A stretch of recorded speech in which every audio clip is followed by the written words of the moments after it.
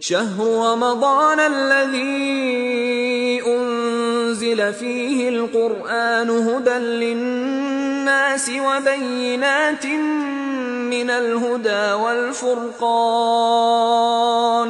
فمن شهد منكم الشهر فليصمه ومن كان مريضا أو على سفر فعدة من أيام أخر يريد الله بكم اليسر ولا يريد بكم العسر ولتكملوا العدة ولتكبروا.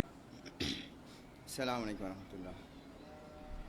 إن الحمد لله نحمده ونستعينه ونستغفره ونعوذ بالله من شرور أنفسنا ومن سيئات أعمالنا من يهده الله فلا مضل له ومن يضلل فلا هادي له وأشهد أن لا إله إلا الله وحده لا شريك له وأشهد أن محمدا عبده ورسوله أما بعد يا أيها الذين آمنوا اتقوا الله حق تقاته ولا تموتن إلا وأنتم مسلمون فإن أصدق الحديث كتاب الله وخير الحديث حديث محمد صلى الله عليه وسلم وشر الأمور محدثاتها وكل محدثة بدعة وكل بدعة ضلالة وكل ضلالة في النار.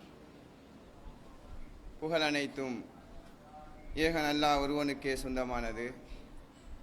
கருணையும் சலாமும் கண்மணி நபிகள் நாயகம் ஸல்லல்லாஹு அலைஹி வஸல்லம் அவர்கள் மீதிலும் அன்னவர்களை மறுமை நாள் வரைக்கும் பின்பற்ற காத்திருக்கும் அத்தனை நல்லடியார்கள் மீதிலும் உண்டாகட்டுமாக.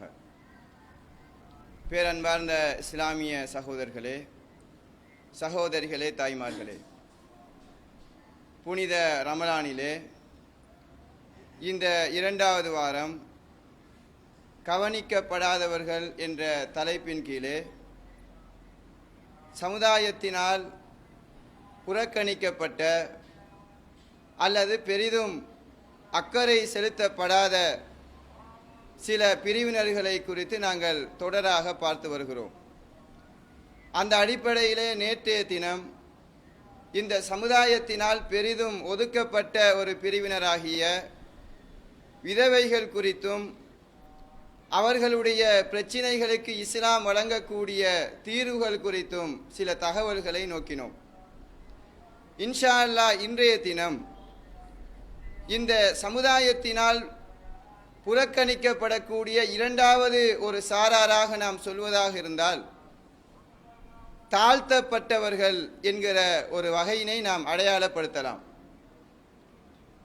உலகத்திலே மனித சமுதாயத்திலே சில மனிதர்களை இன்னும் பல மனிதர்கள் அவர்களை தீண்ட தகாதவர்களாக அல்லது இந்த உலகத்திலே உலகத்தை சம்பாதிப்பதில், பணத்தை சேர்ப்பதில், பதவிகளை வகிப்பதில், சமூகத்தினுடைய ஒரு உயர்ந்த அந்தஸ்தான ஒரு இடத்தை அடைவதில் அல்லது ஆன்மீக ரீதியாக ஒரு மதத்தினுடைய வழிபாடாக இருக்கலாம், பூஜைகளாக இருக்கலாம், இது போன்ற ஆன்மீக தலைமைத்துவங்களாக இருக்கலாம்.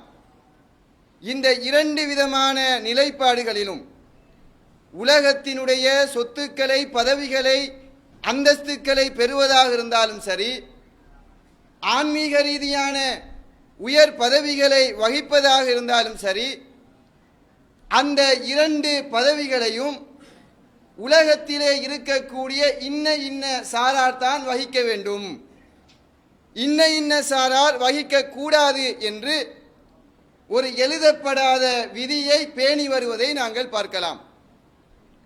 உலகத்திலே பெரும்பாலான மதங்களில் இந்த நிலைப்பாடு இருப்பதை நீங்கள் பார்க்கலாம். பொதுவான மக்களிடமும் இந்த மனோநிலை ஆழமாக வேரூண்டி இருப்பதையும் நீங்கள் கண்டுகொள்ளலாம். குறிப்பாக சொல்வதாக இருந்தால், இந்த தாழ்த்தப்பட்ட பிரிவினர் என்று சொல்லுகிற போது சமுதாயத்திலே இரண்டாம் தர மக்களாக கருதப்படக்கூடிய பிரிவினர்கள், அவர்களுக்கு என்று அந்தஸ்து இருக்க மாட்டாது. அவர்களுக்கு என்று உயர் பதவிகளை வகிக்க முடியாது. அவர்களுக்கு என்று இறை ஆலயங்களுக்கு வந்து சுதந்திரமாக வணக்க வழிபாடுகளை நடாத்த முடியாது. எந்த ஒரு தொழிலை செய்வதாக இருந்தாலும் அந்த தொழிலிலே பெரும்பாலான அந்தஸ்துள்ளவர்களுக்கு கிடைத்தது போக எது மீதமாக இருக்கிறதோ அதுதான் அவர்களுக்குரியது என்கிற ஒரு விதி இருக்கிறது. இப்படி இரண்டாம் தர மக்களாக அல்லது தாழ்த்தப்பட்ட மக்களாக இந்த உலகத்திலே ஒரு கணிசமான மக்கள் இருந்து வருவதை, வாழ்ந்து வருவதை நாங்கள் பார்க்கலாம்.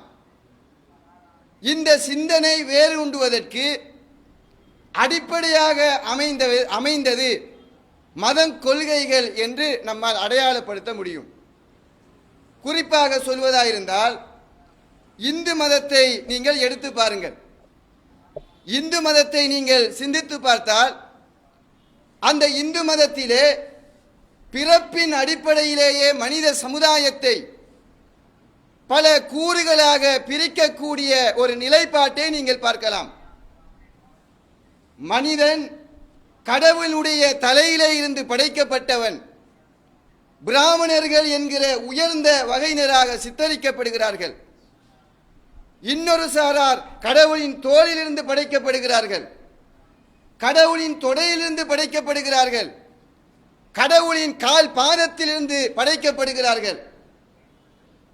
தலையில் படைக்கப்பட்டவன் பிராமணர் என்றும் அவர்கள்தான் பூஜை செய்ய தகுதி வாய்ந்தவர்கள் என்றும் அவர்கள்தான் கடவுளுக்கு மிக நெருக்கமானவர்கள் என்றும் கோயில்களுக்குள்ளே இறைவனை வழிபடுவதற்கு முழுமையான சுதந்திரம் அந்த பிராமணர்களுக்கு மட்டும்தான் உண்டு என்றும் கடவுளுடைய பாதத்திலே இருந்து படைக்கப்பட்ட சூத்திரர்கள் அவர்கள் தீண்டத்தகாதவர்கள், அவர்கள் உரிமை இல்லாதவர்கள், அவர்கள் சமுதாயத்தினால் ஒதுக்கப்பட்டவர்கள் என்றும் அவர்களுக்கு கடவுளை வணங்க உரிமை இல்லை, கடவுளை நெருங்க அவர்களுக்கு அனுமதி இல்லை என்கிற ஒரு நிலை இந்து மதத்திலே இருப்பதை நீங்கள் பார்க்கலாம். இந்த அடிப்படையிலே மனிதனை படைத்ததில் இருந்தே மனிதனுடைய பிறப்பை அடிப்படையாக வைத்தே உயர்ந்தவன் தாழ்ந்தவன் என்கிற ஒரு பிரிகோட்டை இந்து மதம் உலகத்திலே நிலைநாட்டிக் கொண்டிருக்கிறது. இதனுடைய விபரீதத்தை நீங்கள் இந்தியாவிலே மிக நுணுக்கமாக பார்க்கலாம். இன்று இந்தியாவினுடைய நிலை என்ன? ஒரு வீதியிலே தாழ்த்தப்பட்ட ஒரு சூத்திரன் வாழுகிறான் என்றால் அந்த சூத்திரன் பிராமணர்கள் வாழக்கூடிய வீதியிலே சுதந்திரமாக நடமாட முடியாத ஒரு நிலை இந்தியாவிலே காணப்படுகிறது. பிராமணர்களுடைய உயர் குலத்தவர்களுடைய ஒரு கோயில் இருக்கிறது என்று சொன்னால், ஒரு இறை ஆலயம் இருக்கிறது என்று சொன்னால், அந்த இறை ஆலயத்துக்குள்ளே அந்த கடவுளை வழிபடக்கூடிய உரிமை இந்த சூத்திரனுக்கு, தலித் வர்க்கத்தினருக்கு மறுக்கப்படுகிற ஒரு கேவலமான நிலை இந்தியாவிலே, தமிழ்நாட்டிலே தலை தூக்குவதை நாங்கள் பார்க்கலாம். இது இந்து மதம் இந்த உலகத்திலே மனித சமுதாயத்தை ஏற்றத்தாழ்வு அடிப்படையில் பிரித்திருப்பதனுடைய விபரீதம் எந்த அளவுக்கு என்றால், சில மாதங்களுக்கு முன்னால் ஒரு உயர் குலத்தைச் சேர்ந்த ஒரு பெண்மணி, ஒரு யுவதி, ஒரு தாழ்ந்த குலத்தைச் சேர்ந்த ஒரு ஆணை காதலிக்கிறாள். காதலித்து திருமணம் செய்கிறாள். அந்த திருமணத்தை அந்த பெண்ணுடைய உயர் குலத்து உறவினர்கள் எதிர்க்கிறார்கள். அதனுடைய இறுதி முடிவு என்ன? வீதியிலே செல்கிற போது அந்த இளைஞனை பிடித்து மோட்டார் சைக்கிளில் வந்த சில வாலிபர்கள் கூறிய ஆயுதங்களினால், வாள்களினால் வெட்டி நடு வீதியிலே கொலை செய்துவிட்டு ஓடுகிறார்கள். இது பேஸ்புக், வாட்ஸ்அப்பில் எல்லாம் நீங்கள் சாதாரணமாக பார்த்திருக்கக்கூடிய வீடியோ. இது போன்று ஆயிரக்கணக்கான சம்பவங்கள் இந்தியா முழுவதும் நாளாந்தம் நடந்தேறிக் கொண்டிருக்கின்றன. அப்ப இந்து மதத்தை பொறுத்த வரைக்கும் மனிதர்களை உயர்ந்தவன், தாழ்ந்தவன், தீண்டத்தகாதவன் என்று பிரிக்கக்கூடிய ஒரு நிலை காணப்படுகிறது. கிறிஸ்தவத்தை நீங்கள் எடுத்துக்கொள்ளுங்கள். கிறிஸ்தவ மதத்தை எடுத்துக்கொண்டால் அவர்கள் எதை இறைவேத புத்தகம் என்று நம்புகிறார்களோ அந்த பைபிளுடைய வாசகங்களை நீங்கள் பாருங்கள். பைபிளிலே லேவியராகமம் 16வது 22வது அத்தியாயம் 10வது வசனம்.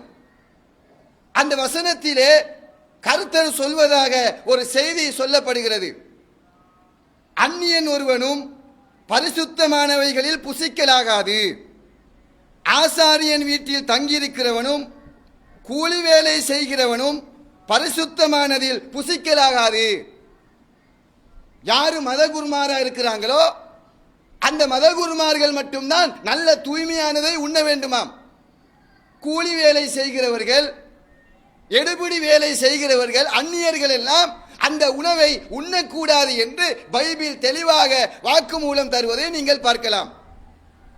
22:12வது வசனத்திலே பைபிள் சொல்கிறது, ஆசாரியனுடைய குமாரத்தி அந்நியனுக்கு வாழ்க்கைப்பட்டால் அவள் பரிசுத்தமானவைகளின் படைப்பிலே புசிக்கலாகாது. ஒரு மதகுரு இருக்கிறார், ஃபாதர் இருக்கிறார், அவருடைய மகள் தீண்டத்தகாத ஒரு அந்நியனுக்கு மனைவியாக போய்விட்டால், மணந்து கொண்டால், அவள் கூட தூய்மையான உணவுகளை உண்ணக்கூடாது என்று எது சொல்கிறது?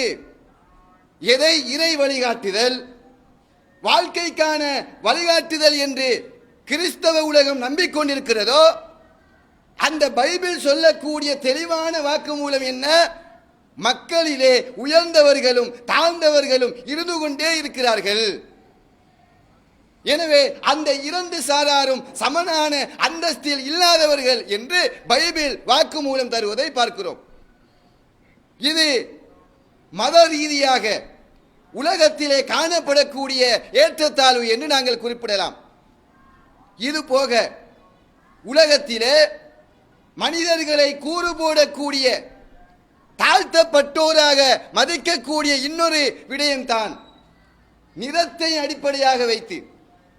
ஒருவன் பிறப்பின் அடிப்படையிலே சிலர் வெள்ளையர்களாய் பிறப்பார்கள், சிலர் கருப்பர்களாய் நீக்ரோக்களாய் பிறப்பார்கள்.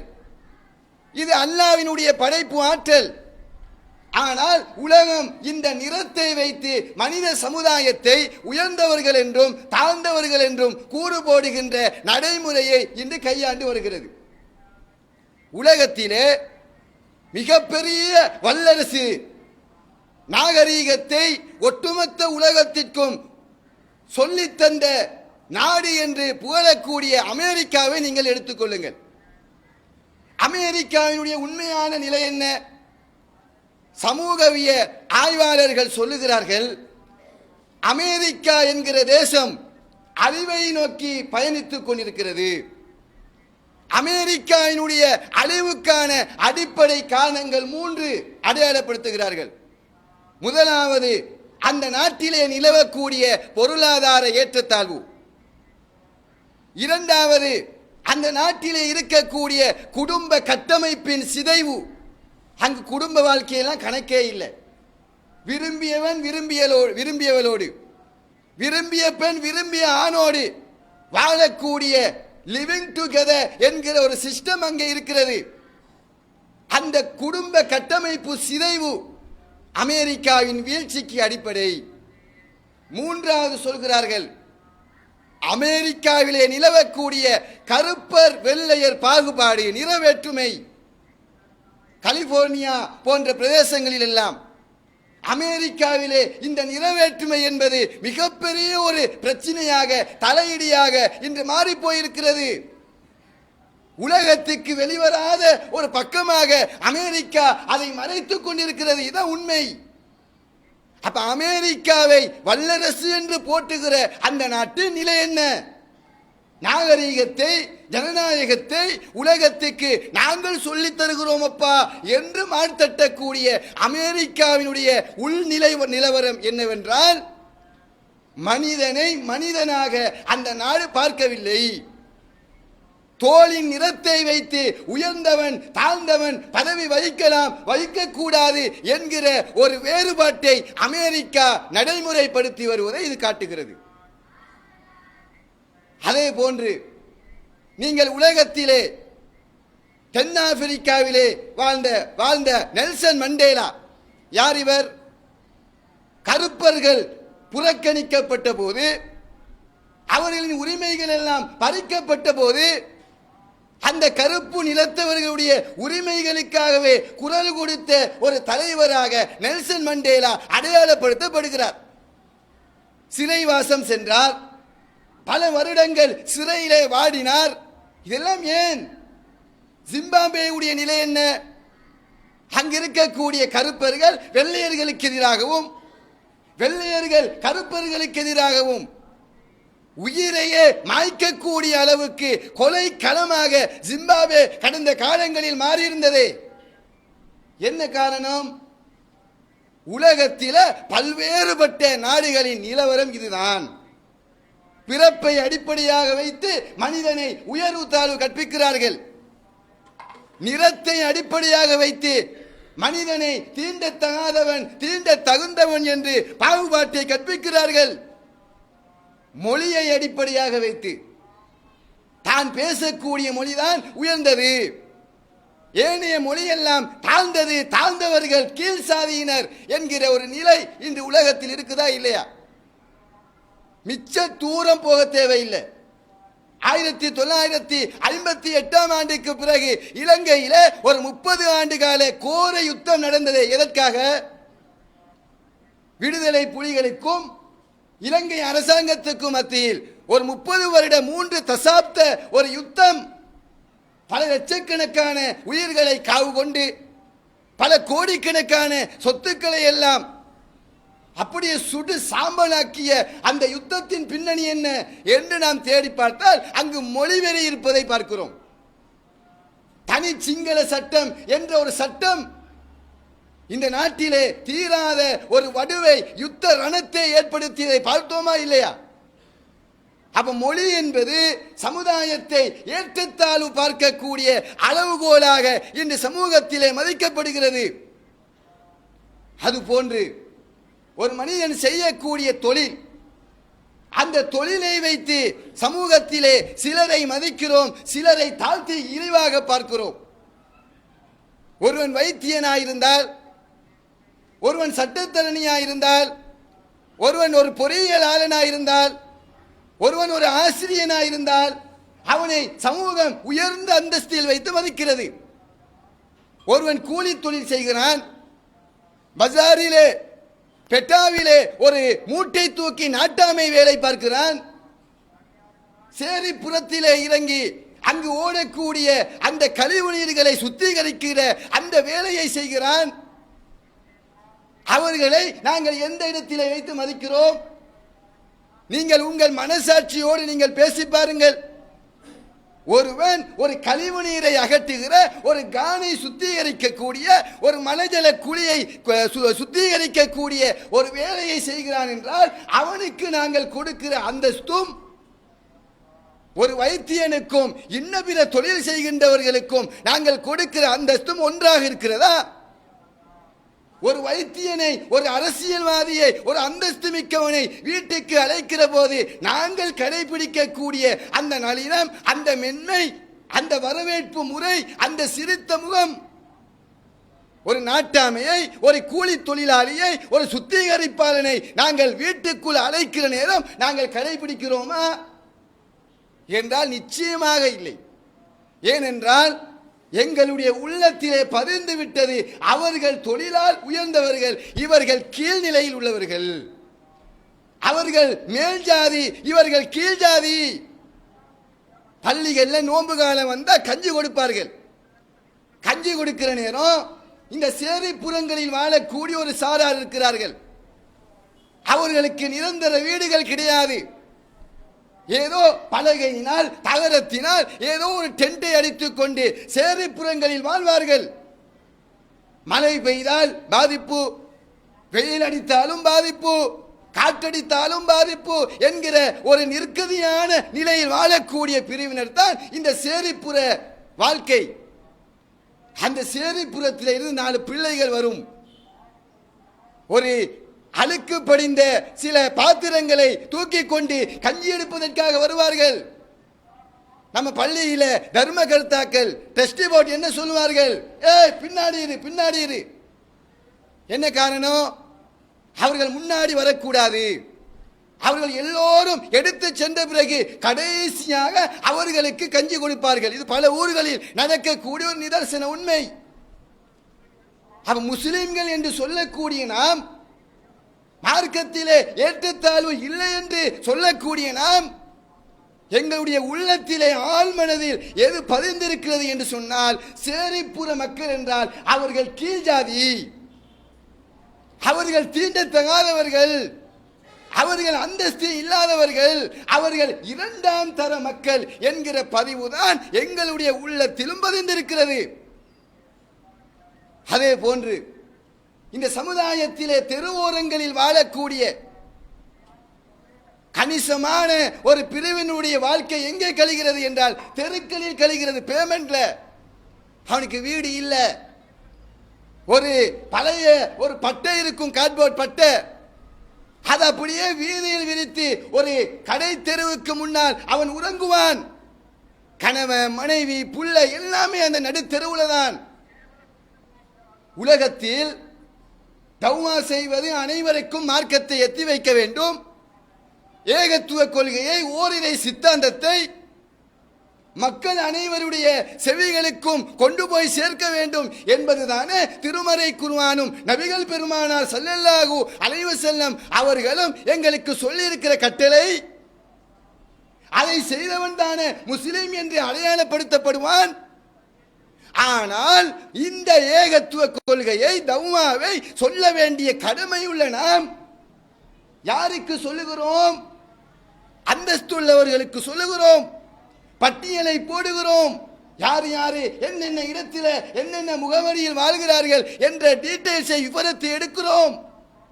தனிப்பட்ட நபர்களை தொடர்பு கொண்டு மார்க்க செய்தியை எத்தி வைக்கிறோம். நல்லதுதான், தப்பு கிடையாது. ஆனால் இந்த ஏகத்துவ அழைப்பு பணியை செய்யக்கூடிய நாம் சேரிப்புற வாழ்க்கை மக்களை கவனத்தில் எடுத்ததுண்டா? தெருவோரங்களில் பேமெண்ட்டுகளில் படுத்து உறங்கக்கூடிய அந்த பெண்களை, அந்த ஆண்களை, அந்த சிறார்களை, அவர்களுக்கும் ஏகத்துவத்தை சொல்ல வேண்டும், அவர்களுக்கும் ஓரிரை கொள்கையை சொல்ல வேண்டும், அவர்களுக்கும் இஸ்லாத்தினுடைய அந்த சத்திய கருத்தை எத்தி வைக்க வேண்டும். அவர்களையும் இந்த ஏகத்துவ கொள்கையில் உள்வாங்கி எங்கள் சகோதரர்களாக நாங்கள் கைகோர்க்க வேண்டும் என்று நாங்கள் சிந்தித்ததுண்டா? எத்தனையோ பிச்சைக்காரர்கள் வீதிகளிலே யாசம் கேட்டு வருவார்கள். யாசிப்பது மார்க்கத்தில் கூடாது, அதை அவர்களுக்கு சொல்ல வேண்டும். ஆனால் யாசிப்பவர்கள் கேட்டு வந்தால் அவர்களை விரட்டாதீர்கள் என்று மார்க்கம் சொல்லுகிறதா இல்லையா? என்ன மதிக்க வேண்டும்? அவன் மனுஷன், அவனுக்கு என்று ஒரு சுய மரியாதை உண்டு. அவன் கேட்டு மாறுது தப்பா இருந்தாலும் கேட்டு வந்தால் நீ கொடு, அவனை விரட்டாத, அவனை மனசை புண்படுத்தாத. ஒருவன் குதிரையிலே வந்து உன்னிடம் யாசம் கேட்கிறானா, அந்தஸ்தை பார்க்காத, வாகனத்தை பார்க்காத, வசதியை பார்க்காத, கேட்டா இருந்தா கொடு என்கிற மார்க்கம் இஸ்லாம். ஆனால் இந்த யாசகம் கேட்கக்கூடிய பிச்சைக்காரர்கள் ஆயிரக்கணக்கிலே வீதிகள் எல்லாம் அலைந்து திரிந்து கொண்டிருக்கிறார்கள். அவர்களை அணுகி அன்பொழுக பேசி அவர்களுக்கும் இந்த ஏகத்துவ கொள்கையை நாசூக்காக எத்தி வைப்பதற்கு நம்மில் எத்தனை பேர் திட்டம் தீட்டியிருக்கிறோம்? அவர்களையும் இந்த அழைப்பு பணிக்குள் உள்வாங்குவதற்காக நாம் போட்ட முடிவுகள் என்ன என்று சிந்தித்தால் அதை நாம் நினைத்து கூட கற்பனை செய்து கூட பார்த்திருக்க மாட்டோம். பிச்சைக்காரர்களுக்கு தவ்வாவா, தெருவோர மக்களுக்கு தவ்வாவா, சேரிப்புற மக்களுக்கு அழைப்பு பணியா, அவர்களுக்கு சிறுக்கு பிதத் என்ற பிரச்சாரமா என்று நாங்கள் அலட்சியப்படுத்தி கொண்டிருக்கிறோம். காரணம், அவர்களை மனித பிறப்பின் ஒரு தாழ்ந்த ஒரு இரண்டாம் தர மக்களாக எங்கள் உள்ளம் அங்கீகரித்திருக்கிறது. எனவே இது போன்று இந்த சமுதாயத்திலே மக்கள் புறக்கணிக்கக்கூடிய இரண்டாம் தர மக்களாக பார்க்கக்கூடிய ஏராளமான பிரிவினர்கள் இருந்து கொண்டிருக்கிறார்கள். குற்றவாளிகளை எடுத்துக்கொள்ளுங்கள். எத்தனையோ மக்கள் தவறிழைத்து விட்டு குற்றங்கள் செய்துவிட்டு சிறைச்சாலைகளிலே வாடிக்கொண்டிருக்கிறார்கள். அந்த சிறைச்சாலையில் இருக்கிற கைதிகள் எல்லாம் யார்? அவர்கள் மனிதர்கள் இல்லையா? மனிதன் என்பவன் குல்லு பனி ஆதம யுஹ்தவு பில் லைலி வன் நஹார். அல்லாஹ்வுடைய தூதர் சொன்னார்கள், ஆதமுடைய மக்கள் என்று சொன்னா இரவிலும் பகலிலும் அவன் பாவம் செய்வான். தௌபா செய்து மீண்டவன் சிறந்தவன். ஒருத்தன் குற்றம் செய்கிறான், சிறைச்சாலையிலே அடைக்கப்படுகிறான், தண்டனையை அனுபவிக்கிறான் என்று சொன்னால் அந்த குற்றவாளிகள் குறித்து அவர்களை சீர்திருத்துவதற்காக எத்தனை திட்டங்களை நாங்கள் தீட்டியிருக்கிறோம். இலங்கை அரசாங்கம் சிறைச்சாலைகளிலே பள்ளி வாயில்களை கட்டி வைத்திருக்கிறது. ரமலான் வந்தால் அவர்களுக்கான இஃப்தார் நிகழ்ச்சிகளை ஆர்கனைஸ் பண்ணலாம். வாராந்த ஜும்மாக்கள் அந்த சிறைச்சாலைகளே நடத்தக்கூடிய உரிமை இந்த நாட்டிலே எங்களுக்கு உண்டு. முஸ்லிம்கள் 9% இந்த நாட்டிலே, சிறைச்சாலையிலே இருக்கக்கூடிய முஸ்லிம்களுடைய எண்ணிக்கை 17%. இந்த சமுதாயத்தினுடைய சதவீதத்தை விட 8% அதிகமான மக்கள் குற்றவாளிகளாய் அந்த சிறைச்சாலையிலே சிக்கி இருக்கிறார்கள். அவர்களுக்கு நேர்வழியை சொல்லிக் கொடுக்கக்கூடிய, நல்வழியை காட்டிக் கொடுக்கக்கூடிய அந்த பொறுப்பு எங்கள் தோள்களில் அல்லாஹ் சுமத்தவில்லையா? அப்ப இந்த குற்றவாளிகள் சிறை கைதிகள் குறித்து நாம் சிந்திக்கிறோமா என்றால் அவர்களை சீப்பாக நினைக்கிறோம். அவர்களுக்கெல்லாம் எதற்கு தௌவா, அவர்களுக்கெல்லாம் எதற்கு இந்த மார்க்கம் என்கிற ஒரு கோணத்தில் நாங்கள் அலட்சியப்படுத்திக் கொண்டிருக்கிறோம். இப்படியான மக்கள் தான் 2ஆம் தர மக்கள், தாழ்த்தப்பட்ட மக்கள் என்று நாங்கள் அடையாளப்படுத்த முடியும். இவர்களை பொறுத்தமட்டில் இஸ்லாம் எங்களுக்கு என்ன சொல்கிறது? சிறை கைதிகளாக இருக்கலாம், தெருவோர மக்களாக இருக்கலாம், பிச்சைக்காரர்களாக இருக்கலாம், சேரிப்புற மக்களாக இருக்கலாம், அல்லது தலித்து இனம் போன்ற தாழ்த்தப்பட்ட ஜாதியினராக இருக்கலாம். இந்த மக்கள் குறித்து இஸ்லாத்தினுடைய பார்வை என்ன என்று சொன்னால் அல்லாஹு தஆலா மிக தெளிவாக எங்களுக்கு சொல்லி காட்டுகிறான். சூரா ஹுஜராத்தினுடைய 13வது வசனம், யா அய்யுஹன் நாஸ், மக்களே, இன்னா ஹலக்னாக்கும் மின் தக்கரின் வ உன்சா, உங்களை ஒரு ஆணிலிருந்தும் ஒரு பெண்ணிலிருந்தும் நாங்கள் படைத்திருக்கிறோம்.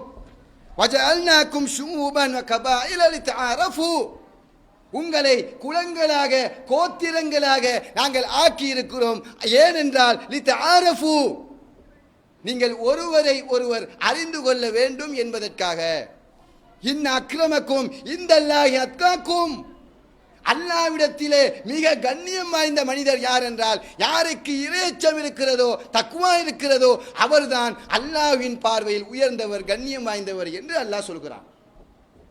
உலகத்திலே அவன் தாழ்ந்தவனாயிருக்கலாம், அவன் இழி வேலை செய்பவனாயிருக்கலாம், அவன் கூலி தொழிலாளியாயிருக்கலாம், அவன் தீண்டத்தகாதவன் என்று மக்கள் பார்வையில் கணிக்கப்பட்ட மனிதனாயிருக்கலாம். அல்லாஹ்வுடைய வேதம் சொல்கிறது அனைவரும் சமன். உலகத்தில் இருக்கக்கூடிய உறவு என்பது 2 உறவு தான். ஒன்று எஜமான் என்று சொல்லக்கூடிய உறவு, அடுத்தது அடிமை அப்து என்று சொல்லக்கூடிய உறவு. உலகத்தில் எஜமான் ஒருவன், அல்லாஹ் ஒருவன் மட்டும்தான்.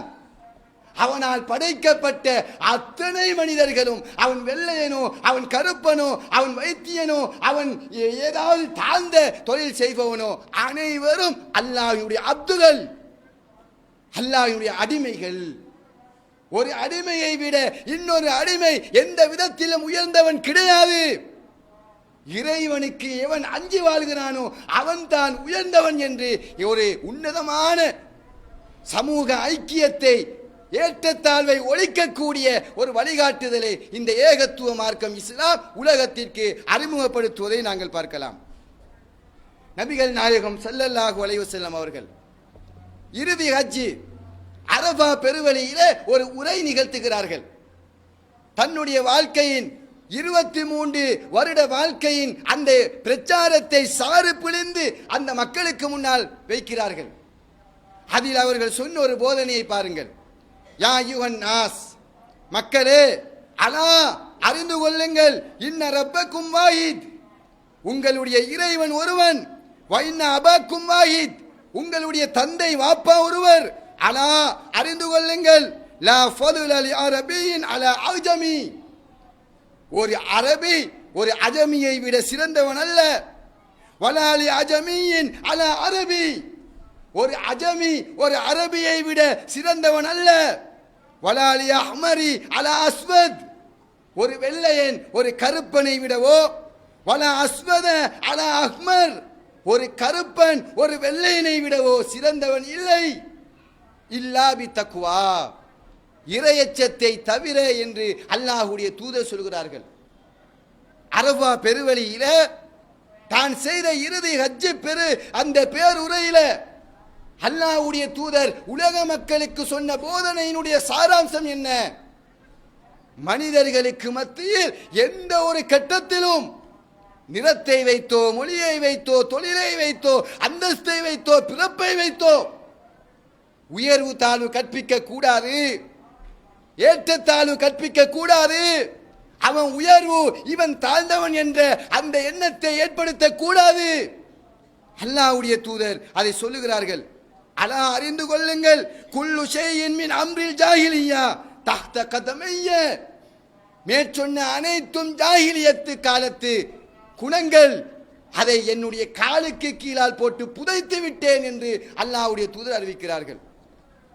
இன்னும் சொல்ல போனால் திருமறை குர்ஆனிலே அல்லாஹ் தஆலா ஒரு செய்தியை சொல்லி காட்டுகிறான். மனித சமுதாயத்தை படைத்த விதத்தை பற்றி அல்லாஹ் சொல்லுகிற போது, ஹுவல்லதி யுஸ்வவிருக்கும் ஃபில் அர்ஹாம் கைஃப யஷா, அந்த அல்லாஹ் தான் தாயின் கருவறையிலே அவன் விரும்பிய விதத்தில் உங்களை படைக்கிறான் என்று அல்லாஹ் சொல்கிறான். ஒரு தாயின் கருவறையில உங்களை வெள்ளையனாகவோ கருப்பனாகவோ, உங்களை சுகதேகியாகவோ நோயாளியாகவோ, உங்களை பூரண மனிதனாகவோ அங்கவீனனாகவோ படைப்பது யார்? அல்லாஹ் படைக்கிறான். அப்ப நீங்க எந்த நிலையில் தாயின் கருவறையில் இருந்து உலகத்துக்கு வருகிறீர்களோ அது அல்லாஹ்வுடைய படைப்பு. அதுல ஏற்றத்தாழ்வு பார்க்காதீர்கள் என்று திருமறை குர்ஆனின் ஆல இம்ரானின் 6வது வசனம் சொல்வதை நீங்கள் பார்க்கலாம்.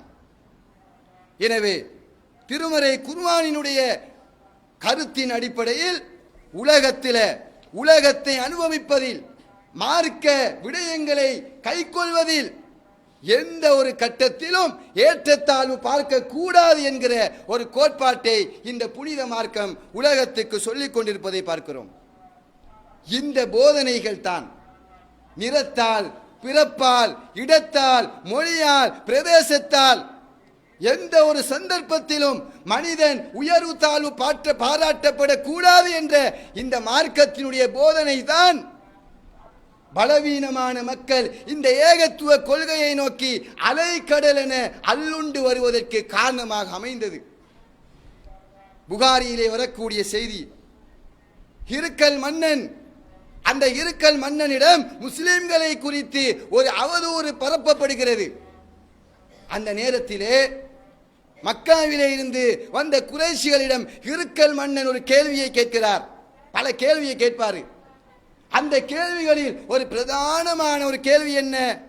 கால இருக்கல் சொன்னார், அயத்தபிஉஹு அஷ்ராஃபுன் நாசி அம் துவஃபாஉஹும், இந்த முகம்மது என்று ஒரு தூதரை குறித்து நீங்க சொல்றீங்களே, அந்த முகம்மது என்ற தூதரை பின்பற்றக்கூடிய மக்களில் கண்ணியம் வாய்ந்தவர்கள், அந்தஸ்தில் உயர்ந்தவர்கள் அதிகமாக அந்த முகம்மதின் கொள்கையை பின்பற்றுகிறார்களா, அல்லது துவஃபாஉஹும், அந்த சமுதாயத்தினால் புறக்கணிக்கப்பட்ட, கண்டுகொள்ளாமல் விடப்பட்ட, தாழ்த்தப்பட்ட, தீண்டத்தகாத விதத்தில் மதிக்கத்தக்க அந்த பலவீனமான மக்கள் அதிகமாக முகம்மதின் கொள்கையை பின்பற்றுகிறார்களா? குறைஷிகள் பதில் சொல்கிறார்கள், கண்ணியம் வாய்ந்தவர்கள் அல்ல, துவஃபாஉஹும், நம்முடைய சமுதாயத்தில் யாரை தாழ்ந்தவர்கள் என்று நாங்கள் கருதுகிறோமோ அவர்கள் தான் அதிகமாக இந்த முகம்மதுடைய மார்க்கத்திற்கு செல்கிறார்கள். அப்ப இஸ்லாத்தினுடைய இயல்பே என்ன? ஏற்றத்தாழ்வு இல்லை என்கிற இந்த சித்தாந்தம் தான் ஒரு ஏழையை ஈர்க்கிறது, ஒரு தலித்தை ஈர்க்கிறது, குல வேற்றுமை பார்க்கக்கூடிய கட்டமைப்பில் பிறந்த ஒரு மனிதனை ஈர்க்கிறது. ஒரு நீக்ரோவை, ஒரு கருப்பு இனத்தவனை ஈர்க்கிறது. முகம்மது அலியை எதை ஈர்த்தது? அமெரிக்காவிலே பிறந்தவர், குத்துச்சண்டையிலே உலக சாதனை படைத்தவர், தங்க அந்த பதக்கத்தை பெற்றுக் கொண்டு வந்து அந்த ஆற்றிலே தூக்கி எறிகிறார். எதனால்? கருப்பன் நீக்ரோ என்ற காரணத்தினால். இந்த அமெரிக்க அரசாங்கம் என்னை மதிக்கவில்லையே, மனிதனாக பார்க்கவில்லையே என்ற ஆதங்கம் ஒலிம்பிக்கில் பெற்ற பதக்கத்தை கூட ஆற்று நீரிலே தூக்கி எறிய வைத்தது முகம்மது அலிக்கு. அதுக்கு பிறகுதான் சிந்தித்தார், மனிதனை மனிதனாக பார்க்கிற மார்க்கம் எது? கருப்பனையும் வெள்ளையனையும் சம அந்தஸ்தில் வைத்து மதிக்கக்கூடிய கொள்கை எது? தேடினாரு. அவருக்கு கிடைத்த ஒரே தீர்வு இஸ்லாம். இந்த இஸ்லாம் மட்டும்தான் மனிதனை மனிதனாக பார்க்கும். எனவே இஸ்லாத்தை ஏற்று தன்னுடைய பெயரை முகம்மது அலியாக அவர் மாற்றிக்கொண்டார் என்பதை நாங்கள் படித்திருக்கிறோமா இல்லையா? அப்ப இஸ்லாத்தினுடைய இயல்பு என்பது இந்த மனிதர்களை ஏற்றத்தாழ்வு பார்க்க கூடாது. இது இஸ்லாம் சொல்லக்கூடிய அடிப்படையான ஒரு செய்தி. உலகத்திலே யாரெல்லாம் ஏற்றத்தாழ்வு பார்ப்பார்கள் என்று சொன்னால், இறைவனை யாரெல்லாம் மறுக்கிறார்களோ அந்த காஃபிர்கள், இறை மறுப்பாளர்கள் தான் மனிதர்களுக்கு மத்தியிலே ஏற்றத்தாழ்வு பார்ப்பார்கள் என்று குர்ஆன் எங்களுக்கு சொல்லி காட்டுகிறது. சூரா ஹூதினுடைய 25வது வசனம். நூஹ் நபியை பார்த்து அந்த சமுதாயத்திலே இருந்த மிகப்பெரிய பிரமுகர்கள் சொன்னார்களாம், வமா நராக்க இத்தபக இல்லல்லதீனகும் அராதிலுனா பாதியர் ராயி. உங்களை பின்பற்றுவோர்கள் எல்லாம் யார் தெரியுமா? நம்முடைய சமுதாயத்திலே யாரு சிந்தனை இல்லாத தாழ்த்தப்பட்ட பிரிவினர்களாக இருக்கிறார்களோ அந்த தாழ்த்தப்பட்ட அந்த கூட்டம் தான் நூஹே உங்களுக்கு பின்னால் இருக்கிறார்கள். நூஹ் நபியை எதிர்த்த சமுதாயம் எதை குற்றச்சாட்டா வச்சாங்க? நூஹே இறை தூதர் என்று சொல்கிறீர்களே, உங்களுக்கு பின்னாடி யார் இருக்கா? பெரிய பெரிய ஆட்கள் இருக்கிறாங்களா? பெரும் பெரும் தலைவர்கள் புள்ளிகள் இருக்கிறார்களா? என்ற இல்லை. ஏழை இருக்கிறான், அடிமை இருக்கிறான், பஞ்ச பிரதேசி இருக்கிறான், அனாதை இருக்கிறான். இந்த சிந்தனையற்ற தாழ்த்தப்பட்ட பிரிவினர் தானே உங்கள் பின்னாடி அனுமதிக்கிறார்கள். எனவே நாங்கள் உங்கள் கொள்கையை ஏற்க மாட்டோம் என்று அந்த இறை மறுப்பாளர்கள் சொன்ன செய்தியை திருக்குர்ஆன் எங்களுக்கு சொல்லி காட்டுகிறது. அதே போன்று சூரா அன்ஆமினுடைய 53வது வசனம் அல்லாஹ் தஆலா சொல்கிறான், காஃபிர்கள் சொன்னதாக லியகூலு அஹா உலாயி மன்னல்லாஹு அலைஹிம் மின் பைனினா. எங்களுக்கு மத்தியில் இருக்கக்கூடிய இந்த அற்பமான மனிதர்களுக்கு தான் அல்லாஹ் அருள் புரிய வேண்டுமா கேட்டார்கள் காஃபிர்கள். ஏதோ நேர்வழி என்று சொல்கிறீர்களே, அல்லாஹ்வுடைய அருள் யாருக்கு இறங்கி இருக்கிறது? எங்களை போன்ற தலைவர்களுக்கு இறங்காமல் அற்பமான தாழ்த்தப்பட்ட ஒரு தாழ்ந்த மக்களுக்கு அல்லாஹ் அருள் புரிந்ததாக நபியே நீங்கள் சொல்கிறீர்களே, எப்படி ஏற்பது என்று மறுத்தார்கள். ஏகத்துவத்தை எவனெல்லாம் மறுக்கிறானோ அவன் வைத்த வாதம் தான் மனிதனை உயர்ந்தவன் தாழ்ந்தவன் என்று பார்க்கக்கூடிய வாதம். திருமறை குர்ஆன்ல நபிகள் நாயகம் ஸல்லல்லாஹு அலைஹி வஸல்லம் அவர்களை ஒரு இடத்திலே அல்லாஹ் தஆலா கடுமையாக கண்டிக்கிறான். அது போன்று வேறு எந்த இடத்திலும் அல்லாஹ்வுடைய தூதரை அல்லாஹ் கண்டிக்கவில்லை. மக்காவுடைய காலம் எதிர்ப்புகள் அதிகரித்து மழை போன்று குவிந்து கொண்டிருக்கிற நேரம். எல்லோரும் ஏகத்துவத்தை சொன்னால் அடியும் உதையும் சித்திரவதையும் எல்லை கடந்து போகக்கூடிய ஒரு தருணம். அந்த நேரத்தில் யாரெல்லாம் எதிர்த்தார்களோ, பகைத்தார்களோ, சித்திரவதை புரிந்தார்களோ அந்த குறைஷி தலைவர்களில் ஒரு கூட்டம் நபிகள் நாயகத்தை சந்திப்பதற்காக வருகிறார்கள். ஒரு பேரம் பேசுகிறார்கள், முகம்மதே நாங்கள் ஒரு முடிவுக்கு வருவோம். என்ன முடிவு? நாங்கள் உங்கள் மார்க்க போதனையை கேட்பதற்கு தயார். ஆனால் ஒரு நிபந்தனை, நாங்கள் இந்த சமுதாயத்திலே அந்தஸ்து மிக்கவர்கள், உயர்ந்த பதவியிலே இருக்கக்கூடியவர்கள். எனவே அந்தஸ்துள்ள எங்களுக்கு தனியாக ஒரு நாளில் இஸ்லாத்தை சொல்லித்தாருங்கள். இந்த சமுதாயத்திலே அந்தஸ்தில் குறைந்தொரு மக்கள் இருக்கிறார்கள். அடிமைகள், ஏழைகள், அனாதைகள். அவர்களுக்கு இன்னொரு நாளில் இஸ்லாத்தை சொல்லிக் கொடுங்கள் என்று ஏற்றத்தாழ்வை விதைக்கக்கூடிய ஒரு கோரிக்கையை முன்வைக்கிறார்கள். அல்லாஹ்வுடைய தூதரும் பரவாயில்லையே, இஸ்லாத்தை எதிர்த்தவர்கள் இந்த அளவுக்கு இறங்கி வந்து விட்டார்களே, நாமும் இந்த கோரிக்கையை ஏற்றுக்கொண்டால் என்ன என்று கருதி அந்த குறைஷிகளின் கோரிக்கைக்கு இணங்க ஆரம்பிக்கிறார்கள். அந்த நேரத்திலே அப்துல்லா இப்னு உம்மி மக்சூம் என்று சொல்லக்கூடிய கண் தெரியாத ஒரு குருட்டு சஹாபி அந்த இடத்துக்கு வருகிறார். அல்லாஹ்வின் தூதரே, அல்லாஹ் உங்களுக்கு கற்றுத்தந்த மார்க்க போதனையிலிருந்து எனக்கும் சிலதை சொல்லித்தாருங்கள் என்று கேட்கிறார். அந்த நேரத்திலே அல்லாஹ்வின் தூதர் அவர்கள் மனதிலே எண்ணுகிறார்கள், இந்த நேரத்தில் குறைஷி தலைவர்கள் எந்த கோரிக்கை வைத்தார்களோ, இவர்கள் இந்த அப்துல்லா இப்னு உம்மி மக்சூம் போன்ற குருடர்கள், சமூகத்தில் தாழ்த்தப்பட்ட பிரிவினர்கள் சபைக்கு வரக்கூடாது என்று கோரிக்கை வைத்தார்களோ, அந்த நேரத்திலேயே கேட்ட கோரிக்கை முடிவதற்கு முன்னாடியே இந்த உம்மி மக்சூம் வந்து நிற்கிறாரே என்று மனம் நொந்து முகத்தை சுளித்து திருப்பிக் கொள்கிறார்கள். இது குருடரான சோழருக்கு தெரியவில்லை. அல்லாஹ் தஆலா இறைவேத வசனத்தை அருளுகிறான். எப்படி அருளுகிறான்?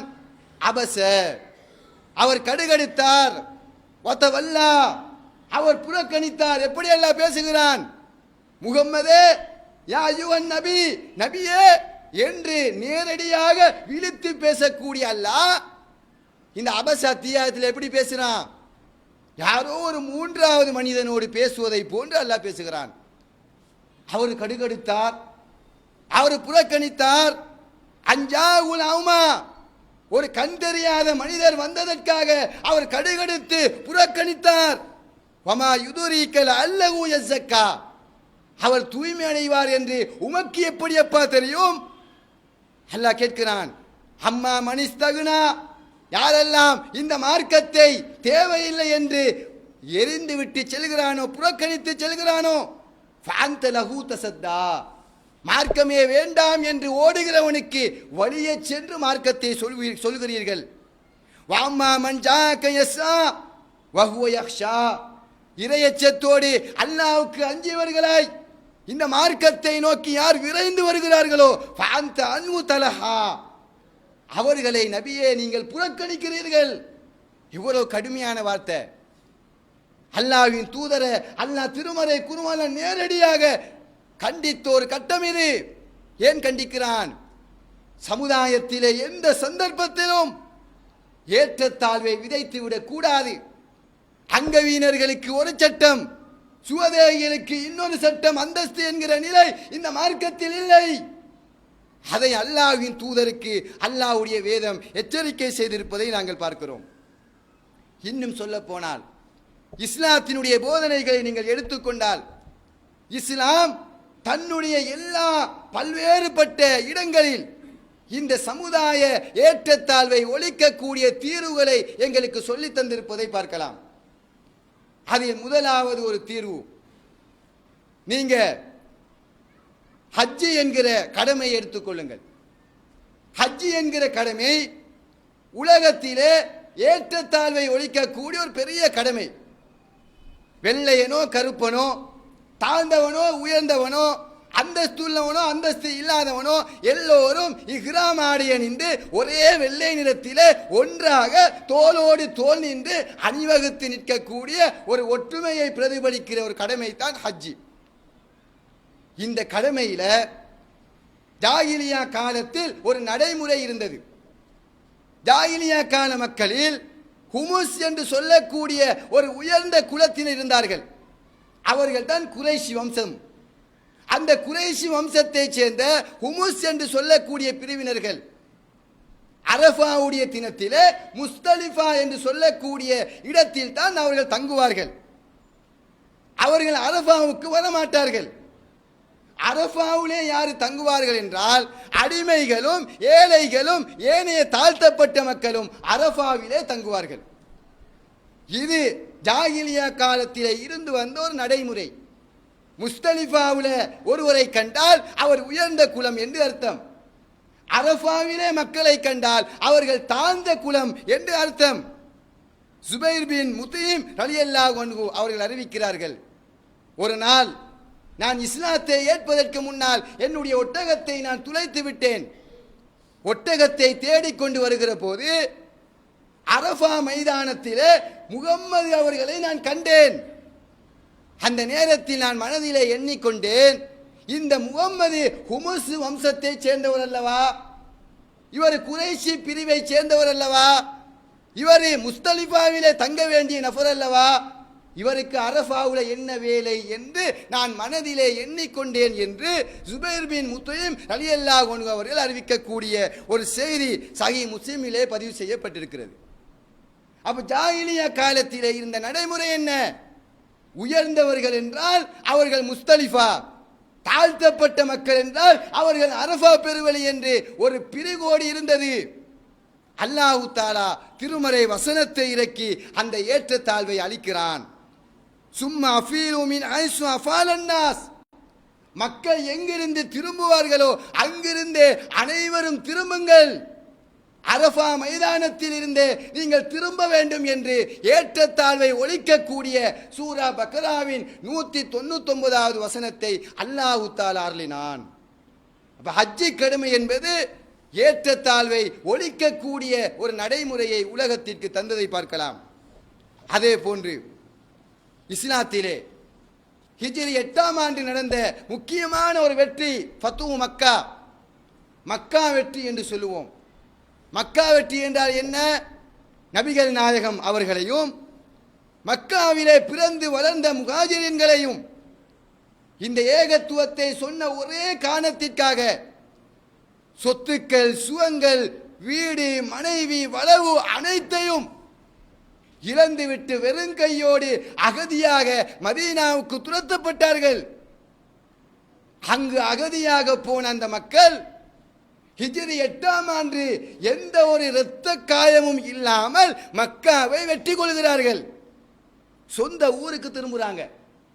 அல்லாஹ் தஆலா வசனத்தை இறக்குகிறான், இதா ஜா நஸ்ருல்லாஹி வல் ஃபத்ஹ் வரைத்தன் நாஸ் ஃபீ தீனில்லாஹ், அதாவது அல்லாஹ்வுடைய உதவியும் வெற்றியும் வரும்போது மக்கள் கூட்டம் கூட்டமாக இந்த மார்க்கத்தில் நுழைவதை நீ பார்க்கும்போது பெருமை அடித்து விடாதே, நான் சாதித்து விட்டேன் என்று இருமாப்பு கொண்டு விடாதே முகம்மதே, மன்னிப்பு கேளு, அல்லாஹ்விடம் இஸ்திக்ஃபார் செய், உன்னுடைய பெருமையை இல்லாமலாக்கு, யா அல்லாஹ் இந்த வெற்றிக்கெல்லாம் நீதான் காரணம் என்று அந்த வெற்றியின் சொந்தத்தை அல்லாஹ் மீது போட்டுவிடு.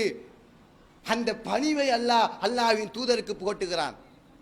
அல்லாஹ்வின் தூதர் அவர்கள் அப்படியே ஒட்டகத்திலே வருகிறார்கள், தலையை குனிந்து கொண்டே மக்காவுக்குள் நுழைகிறார்கள். அந்த அளவுக்கு அல்லாஹ்வின் தூதர் பணிவை காட்டுகிறார்கள்.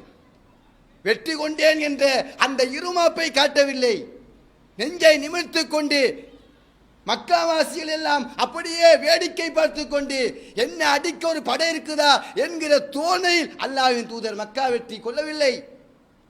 அப்படியே தலையை பணித்து கொண்டு எந்த அளவுக்கு அடங்கி போக முடியுமோ, அடக்கமாக போக முடியுமோ அந்த அளவுக்கு அடக்கத்தை தெரிவித்துக் கொண்டு மக்காவுக்குள் அப்படியே அல்லாஹ்வின் தூதர் நுழைகிறார்கள்.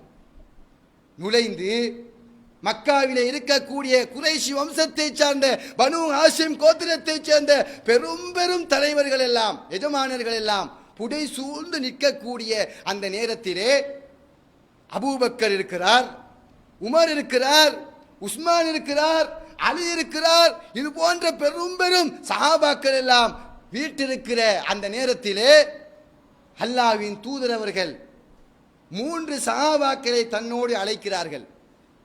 யார் அந்த 3 சஹாபாக்கள்? உஸ்மான் அவர்களை அழைக்கிறார். உஸ்மான் ரலியல்லாஹு அன்ஹு அல்ல, இன்னொரு உஸ்மானை அழைக்கிறார். அதே போன்று உசாமா ரலியல்லாஹு அன்ஹு ஸைதுடைய மகன் உசாமாவை அழைக்கிறார். அதே போன்று கருப்பு நிற அடிமையாக இருந்த பிலாலை அழைக்கிறார். இந்த 3 பேரும் யார்? மக்காவுடைய காலப்பகுதியிலே குறைஷி மக்களினால் இழிவாக கருதப்பட்ட 3 நபர்கள். ஸைது என்பவர் வளர்ப்பு பிள்ளையாக நபிகள் நாயகத்தினால் வளர்க்கப்பட்ட ஒரு மனிதர். உசாமா அந்த வளர்ப்பு பிள்ளைக்கு கிடைத்த ஒரு மகன். பிலால் யார்? அடிமையாயிருந்து சிறை பிடிக்கப்பட்டு மார்க்கத்தை ஏற்றதற்காக சுடும் மண்ணிலே குப்பர போட்டு சுடுகின்ற கற்களை வைத்து சித்திரவதை செய்யப்பட்ட கேவலப்படுத்தப்பட்ட ஒரு அடிமை நீக்ரோ இந்த பிலால். அல்லாஹ்வின் தூதர் அவர்கள் அந்த மக்கா வெற்றியின் போது அந்த 3 தாழ்த்தப்பட்ட மக்களையும் அழைத்துக் கொண்டு கௌபத்துல்லாவுக்குள்ளே நுழைகிறார்கள். கௌபத்துல்லாவுக்குள் நுழைவது என்பது ஒரு சாதாரண ஒரு அம்சம் அல்ல. மிகப்பெரிய குறைஷிகளில் தலைவர்கள் தான் அந்த கௌபத்துல்லாவின் கதவை திறந்து உள்ளார் நுழைய முடியும். இன்னைக்கு கூட நீங்க பார்க்கலாம், சவுதியில அரசன் தான் உங்களுக்கு போவான். அப்படியான ஒரு உயர்ந்த ஒரு அந்தஸ்து கௌபத்துல்லாவுக்குள் நுழைவது என்பது. அந்த அந்தஸ்தை அல்லாஹ்வின் தூதர் யாருக்கு கொடுத்தார்கள்? பெரும் பெரும் தலைவர்களும் பெரும் தியாகம் செய்த நபித்தோழர்களும் இருக்கின்ற அந்த கூட்டத்திலே தாழ்த்தப்பட்ட சமுதாயத்தை சேர்ந்த பிலாலையும் உசாமாவையும் உஸ்மானையும் கைத்தாங்களாக அழைத்துக் கொண்டு கௌபத்துல்லாவுக்குள் நுழைகிறார்கள். கதவை இறுக பூட்டிக் கொள்கிறார்கள், லொக் பண்ணிடுறாங்க. உள்ளுக்கு என்ன நடந்தது, ரசூலா எப்படி தொழுதாங்க, எத்தனை ரக்காத்து தொழுதாங்க, எந்த இடத்துல தொழுதாங்க, யாருக்குமே தெரியாது.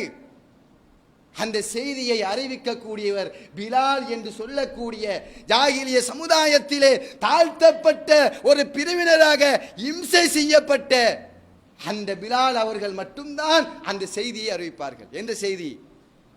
இப்னு உமர் அவர்கள் அறிவிக்கிறார்கள், நீண்ட நேரத்திற்கு பிறகு கௌபாவின் கதவு திறக்கப்பட்டது. மக்கள் எல்லோரும் அல்லாஹ்வின் தூதரை சந்திப்பதற்காக ஓடோடி சென்றார்கள். நான் பிலாலை பார்த்தேன், கதவருகே அவர் சாய்ந்து கொண்டு அப்படியே நின்று கொண்டிருந்தார்.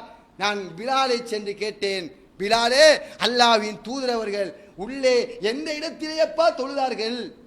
2 தூண்களுக்கு மத்தியிலே தொழுதார்கள். இப்னு உமர் சொல்கிறார்கள், எத்தனை ரக்காத்து தொழுதார்கள் என்பதை நான் கேட்க மறந்து விட்டேனே என்று இப்னு உமர் அவர்கள் கை செய்தப்படுகிறார்கள். இந்த அந்தஸ்தை உலகத்திலே தாழ்த்தப்பட்ட ஒரு பிரிவினருக்கு இந்த மார்க்கம் கொடுத்த அந்தஸ்து என்ன? உலகத்திலே அல்லாஹ்வை வணங்குவதற்காக நிர்மாணிக்கப்பட்ட முதல் ஆலயம் கௌபத்துல்லா.